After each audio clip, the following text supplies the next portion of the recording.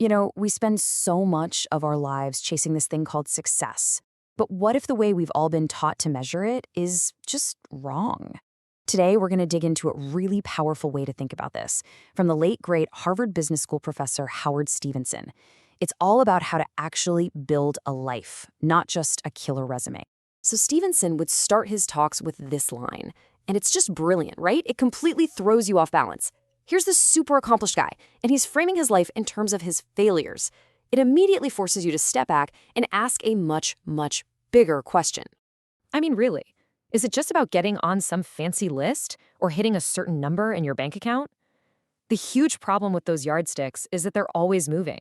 As Stevenson pointed out, you can always find someone richer or more famous, and that's a recipe for feeling like you're never quite enough. So we need a better definition, a more stable one. And this right here is where Stevenson's genius really shines. He figured out that the most deeply satisfied people weren't just chasing one big thing. Nope, they were getting a sense of success from 4 totally different areas of their life. Let's break down what those are. Okay, first up, we've got achievement. This is the one we all know, right? It's the classic stuff, the promotions, the profits, the public recognition. It's basically winning in a game that other people are also trying to win. And look, it's important, but it's only one piece of a much bigger puzzle. Next, there's significance. And this is a total shift in perspective. This isn't about impressing a crowd. It's about your inner circle.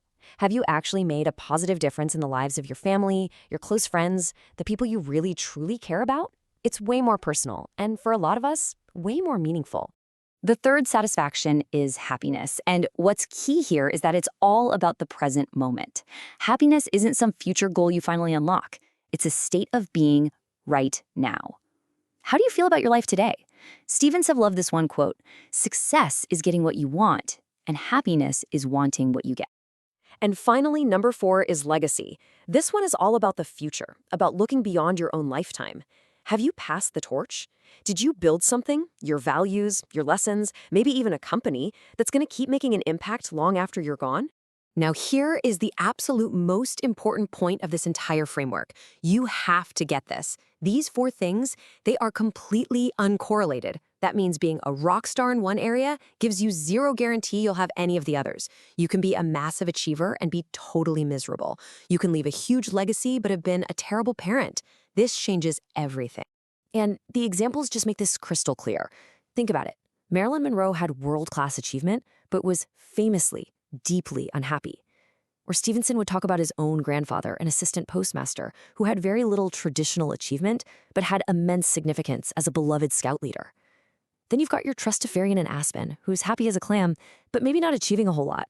And Karl Marx? Wow. He left a monumental legacy, but by all accounts was a miserable person who was awful to his family. Okay, so if you need to go after all 4 of these, how in the world do you do that? The advice we always hear is find balance. But Stevenson, he hated that word. He thought it was a total trap that just sets people up for failure. He said thinking about balance is like picturing a seal, perfectly still, with a ball on its nose. It's static. It's this impossible ideal. A way better metaphor for managing these 4 satisfactions is juggling. Think about it. Juggling is dynamic, it's energetic, and it's all about being in constant motion, always making tiny adjustments. And the rules for juggling life are actually pretty simple. First, you have to keep your eye on all 4 balls: achievement, significance, happiness, and legacy. You can't just forget about one. Second, when you touch a ball, you have to give it a little push, some energy to send it in the right direction. And third, and this is the big one, the most important ball is always the one that's about to hit the ground. But how do you know when it's time to throw one ball up so you can catch another? How do you let go of one to focus on another? Well, the secret, the key that makes the whole juggling act work, is a really simple but powerful idea: the concept of enough. Now, enough does not mean settling or giving up. Not at all.